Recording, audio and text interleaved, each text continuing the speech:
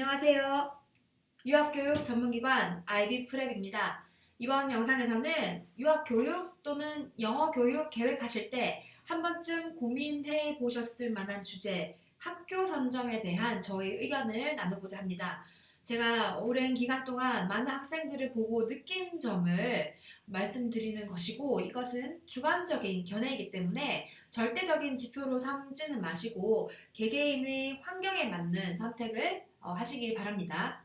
이게 워낙 중대한 문제이다 보니까 저도 사실 상담은 많이 하고 친구들 상담도 하고 가족 상담도 하는데 마지막 결정은 가족의 현실적인 상황에 맞춰서 내리는 듯 합니다. 다시 절대적인 것은 아니고 전반적으로 이런 환경의 국제학교들은 이런 장단점이 존재하는 것 같다는 것이지 모두가 다 이렇다는 것은 아닙니다. 참고하시고요. 간략히 살펴보도록 하겠습니다. 한국에 있는 국제학교들, 그러니까 국제학교 또는 외국인 학교들, 일단 장점은 부모님들 바로 옆에 있으니까 근처에 있고 멀어 본들 내가 마음먹으면 언제든지 갈 수 있는 거리에 있기 때문에 관리가 용이하죠. 학생들 스케줄 쫙 내가 짜줄 수 있고 공부 어떻게 하고 있나 볼 수 있고 관리가 용이하다는 장점이 있습니다. 그리고 한국은 이제 국제교육들도 학원 인프라가 다른 나라에 비하면은 꽤 잘 되어 있기 때문에 학원 보내기도 굉장히 용이하죠.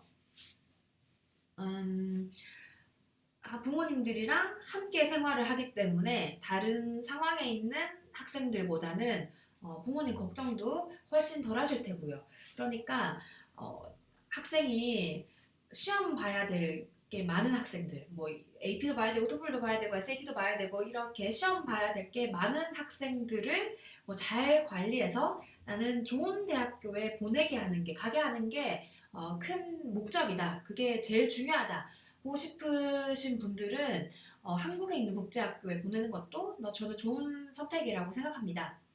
단점을 살펴보자면은 영어를 first language 레벨만큼 쓰는 학생이 아니라면은 영어가 느는 데는 좀 한계가 있는 듯합니다. 학교 수업 마치면 친구들이랑 한국말로 얘기하고 집에 돌아와서 부모님들이랑 한국말을 쓰면은 영어 능력이 스킬이 디벨롭 되는데 어떤 스레숄드를 넘어가기가 조금 힘든 듯 합니다. 그리고 학원 보낼 때 나에게 용이하지만 모두가 다 학원 보내기에 굉장히 용이한 상태에 있기 때문에 사교육을 다들 다 너무 잘 받으니까 경쟁이 굉장히 치열하지요. 또 전 세계에 있는 또 내가 만약에 학생이 좀 영미권에 있는 좋은 대학교에 지원을 할 때 그 대학교들에서 좀 좋은 학교들에 대한 네임 밸류가 주어지는데 한국 국제학교에 있는 학교들에게는 네임 밸류가 그렇게 많이 주어지지는 좀 나쁘게 보진 않겠지만 네임 밸류가 엄청 많이 주어진다고 기대하기는 좀 힘들 것 같고, 그리고 전 세계에 있는 모든 프라이빗 스쿨들이 상업적이긴 한데 한국에 들어와 있는 국제학교들은 그 학교가 가지고 있는 철학, 학교 스피릿 없이 너무 상업적이기만 한 것 같다는 단점도 저는 크다고 생각합니다. 그리고 한국 안에 들어와 있는 학교 선생님들의 퀄리티도 이게 좀 거의 뽑기 수준의 어, 확률이라고 생각을 합니다. 학교 선생님의 퀄리티도 걱정을 좀 해야 되겠죠. 똑똑한 분들은 많으시겠지만 한국에서 일을 하고 계시는 국제학교 선생님들이 대부분 이렇게 내가 평생을 살겠다 아니면 오랜 기간을 살겠다 이런 계획을 가지고 오시는 분들보다는 잠깐 짧게 일을 해보고 또 다른 나라 가보고 다른 나라 가보고 이런 라이프 스타일을 가지는 분들이 많기 때문에 그 선생님들의 행복 지수는 높겠지만 나는 나의 아이가, 내 자녀가 졸업을 하고 10년, 20년 뒤에 학교를 다시 방문을 했을 때도 그 학교에 뭔가 지켜지고 있는 전통이 있었으면 좋겠다. 학교 선생님 몇 분 정도는 학교에 남아서 나를 반겨줬으면 좋겠다. 이런 부분도 중요하다고 생각하시는 분들에게는 굉장히 큰 단점이 될 수도 있다고 생각합니다. 외국에 있는 국제학교들, 그런데 부모님과 함께 살고 있는 경우, 이런 경우들은 대부분 주재원 가족분들이 많은 듯 합니다. 장점은 내 옆에 있으니까 부모님이랑 같이 있기 때문에 관리가 용이하다는 장점이 있겠죠. 그러니까 앞에 한국 국제학교들이랑 다 비슷한데 하나 빠지는 건 학원 보내기가 편리하다는 걸 제가 뺐습니다. 아무리 그 외국 국제학교 그 주재원들 많은 곳은 한국인들이 운영하고 있는 학원들도 많기는 한데 제가 보기에는 학원 수 종류나 아니면 학원 퀄리티가 한국만큼 훌륭한 것 같지는 않다. 음, 이것은 외국에서 왜 일을 하고 계실까를 생각해 보면은 답이 쉽게 나오지 않을까 싶습니다. 물론 개인의 중요한 이유 때문에 내가 그 나라에 가서 일을 하고 계시는 튜터 분들도 많으실 거예요. 그런 튜터를 만난 학생들은 굉장히 행운이죠. 하지만 저 같은 경우에도 뭐 학원 선생님들 이렇게 계신데 그 중에 되게 바쁘시고 뭐 꾸준히 일을 하시고 잘 나가시는 선생님들한테 내가 올해는 이 나라에 잠깐 오픈을 할 예정인데 나랑 같이 여기 올여름은 이 나라에 가서 함께 일을 해봅시다 이렇게 좀 권유하기는 저는 되게 힘들 듯 합니다. 또 다른 장점, 같이 옆에 있으니까 한국처럼 옆에 있으니까 뭐 걱정이 좀 덜하겠고요. 그리고 그리고 주재원분들 계신 지역이 제가 본 곳은 대부분 새롭게 이렇게 딱 공업도시로 신설된 곳이 많지만 유럽의 뭐 몇 군데라든지 그런 어느 몇 군데들은 오래전부터 산업화되어서 거기 한국 대기업들이 나가 계신 경우도 있습니다. 그런 학교, 이게 오래 전통을 가진 도시에 오랜 전통을 가지고 있는 국제학교들은 또 이름도 되게 잘 알려져 있고 국제학교이지만 전통도 깊고 그다음에 거기에 일을 하고 계신 선생님들도 오래 남아 있으려는 분들도 꽤 계시고 그런 학교에 다니는 학생들은 교육 질도 전반적으로 학생을 잘 따라간다면 좋은 듯 합니다. 단점은 이건 절대로 좀 예민할 수도 있는 문제인데 모두가 그렇다는 것은 절대로 아닙니다. 대부분은 구제원분들이 아버님들께서 일을 이렇게 하시고 어머님들이 따라가게 계시는 경우가 많습니다. 그래서 제가 보기에 좀 약간 굉장히 함축화된 서울 사교육의 집합소가 될 수도 있겠다는 생각을 했습니다. 다 자식들 잘 되라고 걱정하는 마음으로 이렇게 사시는 건 사실겠지만 어머니들 사이에서 이렇게 한국만큼 정보가 엄청 많지는 않은데 한정된 정보로 어머니들 사이에서 한정된 정보를 가지고 있는 어머니들 사이에서 뭐 얘기를 하고 하다 보니까 이게 불안한 얘기도 많이 오갈 수도 있겠고 텐션이 한국보다 더 높아질 수도 있겠다 싶었습니다. 대부분 그리고 주재원들 가족분들이 한국으로 대학교 다시 돌아오려는 경우가 많죠. 그런 경우에 한국 대학교는 너나 나나 공부 좀 한다면 가고 싶어하는 대학교가 리스트가 정해져 있는데 그런 경우에 대학교 티오가 너무 작은데 그 대학교에서 한 학교에서 뭐 여러 명을 뽑을 수는 없으니까 같은 학교에서 공부 좀 잘하고 있는 학생들이라면은 당연히 또 경쟁이 또 심해지고 좀 서로 눈치 보고 이런 경우도 좀 있게 되는 듯 합니다.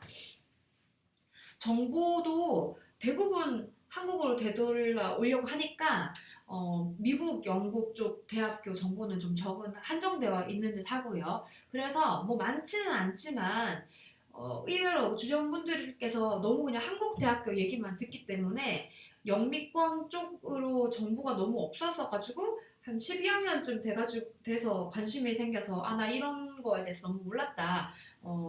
늦게 눈을 뜨시고 영국, 미국 쪽을 늦게 준비를 하시는 분들도 몇 분 보기는 했었습니다. 자, 그 다음에 영어권, 그러니까 영국, 미국, 호주에 있는 보딩 학교들. 장점은 우선 그 학교들은 주 언어가 영어이고 학생들은 보딩에 사니까, 그러니까 영어로 계속 써야 되니까 내가 학교를 마치고 학생들이 학교를 마치고 집으로 돌아와서도 영어를 쓸 수 있는 환경이냐 아니냐는 학생들이 영어를 습득하는데 굉장히 생각보다 큰 영향을 미치는 것 같습니다. 학교를 마치고도 내가 계속 영어를 쓰니까 영어 교육은 확실하게 되는 것 같고 그 다음에 문화도 어렸을 때부터 몸소 배울 수 있습니다. 영어 이외에 음악, 스포츠, 미술 등 다른 활동에 대한 교육도 마련이 잘 되어 있어서 학생들이 의지만 있다면은 높은 수준까지 교육을 받을 수 있고요. 그리고 영미권 좋은 대학 진학 시에 내가 영국 영미권 그리고 좋은 학교 좋은 보딩에 다니고 있다면은 그 학교 네임 밸류로 얻을 수 있는 어드밴티지도 무시할 수는 없습니다. 자, 단점은 보통 호주를 제외하고 영국, 미국은 한국이랑 시차가 너무 크기 때문에 학생은 또 학교 돌아가면 굉장히 바쁘잖아요. 학생이랑 소통이 그 뭐 금방금방 되는 것도 안 되고 그런 것 때문에 관리도 힘들고 학생은 또 너무 바쁘고 뭐 보딩에 있으니까 또 과외도 수월한 것도 아니고 하기 때문에 학기 중에는 학원 수업은 거의 불가능한 경우가 많습니다. 그리고 이것은 부모님들로서 또 현실적인 문제인데 로지스틱 계획하는 것도 쉬운 것은 아닙니다. 국제학교들이 그 여름방학, 겨울방학 말고도 중간중간에 뭐 뱅크 홀리데이도 있고 텀 브레이크도 중간중간에 하프텀 브레이크도 막 있고 해서 방학들이 사소하게 굉장히 많습니다. 그때마다 이 아이를 내 아이를 어디로 보낼 것인가 whereabout도 계속 생각해야 되고 뭐 어떻게 그 방학을 또 알차게 보낼 수 있을까 그것도 고민하셔야 되고 로지스틱 관리하는 게 쉬운 일은 아닌 듯합니다. 그리고 외국 학교들이 고등학교들이 의외로 애들은 애들이다라는 생각도 많이 가지고 있고 또 모든 것을 문서화하길 좋아하는 문화를 가지고 있어서 학교에서 오는 메일이 굉장히 많습니다. 만약에 부모님께서 영어가 뭐 쉽지 않다, 그럼 불편하시다 그러시면 이런 부분도 학교와의 소통 부분도 고려해야 될 문제 중에 하나라고 생각합니다.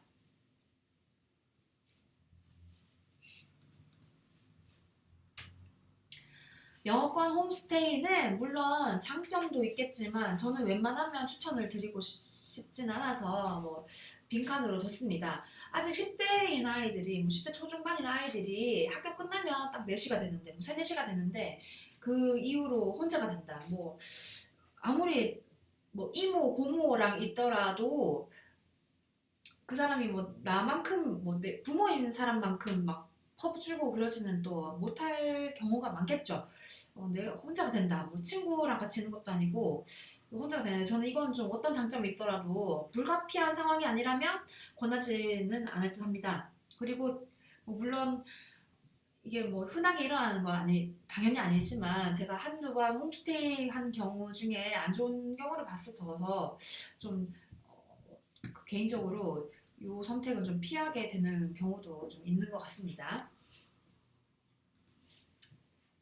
자, 이렇게 이번 영상에서는 굉장히 큰 정보 자세하게 들어가면 엄청 많은 정보이지만 간략하게 국제학교들 선정하실 때 고려해 볼 만한 팩터들을 살펴보았습니다. 내 마음에 100% 드는 학교는 없습니다. 드문 게 아니라 없습니다.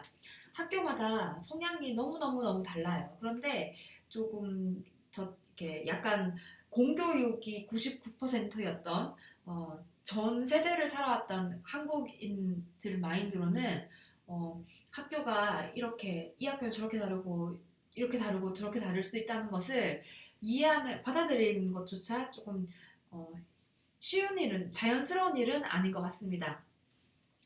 그렇지만 지금 우리 자녀들은 사교육을 받을 수 있는 환경이 굉장히 좋게 마련되어 있고 그리고 그 학교마다 지향하는 방향이 다들 다르기 때문에 이 학교는 어떤 학교는 우리는 점수만 잘 내면 되는 학교고 어떤 학교는 우리는 스포츠에 목숨 거는 학교고 어떤 학교는 우리는 의대에 보내겠다 이런 학교도 있고 어떤 학교는 학교마다 분위기가 너무나 다르기 때문에 부모님들께서 1부터 100까지를 다 살펴보실 게 아니라 나는 몇 가지 요거는 꼭 놓치지 말고 내 아이가 배웠으면 좋겠다. 학교에서 배웠으면 좋겠다. 그 리스트를 생각해 보시고 그 리스트에 맞는 학교로 좀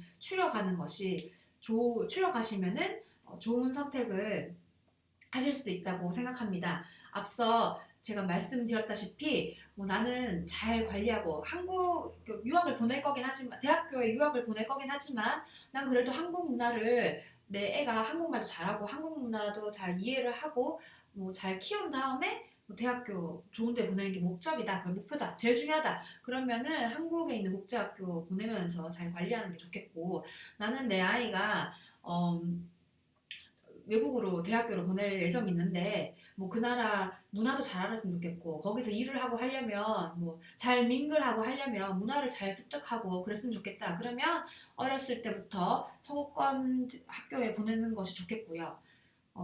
나는 다 필요 없고 우리 애가 뭐 아이비리그 또는 옥스브리지 가는 게 최선의 목적이다. 그러면 그런 학교들도 영국에도 있고 미국에도 있으니까 찾아보시면 그쪽으로 방향을 전환시키는 게 좋겠습니다. 자, 오늘은 제가 이렇게 숫자를 보고 사실을 전달드린 것이 아니라 주관적인 견해가 많이 들어가 있으니까, 뭐 그리고 모두가 다 그렇다는 것은 아니니까 제가 한 말에 너무 또 상처를 받으시거나 기분이 나빠하시지는 않으셨으면 좋겠고, 선택을 하시는데 뭐 도움이 되셨으면 좋겠습니다. 참고만 하시고 도움이 되셨으면 좋겠습니다. 21년도 벌써 며칠밖에 남지 않았는데 잘 마무리하시고 건강하시고 새해 복 많이 받으시길 바랍니다. 감사합니다.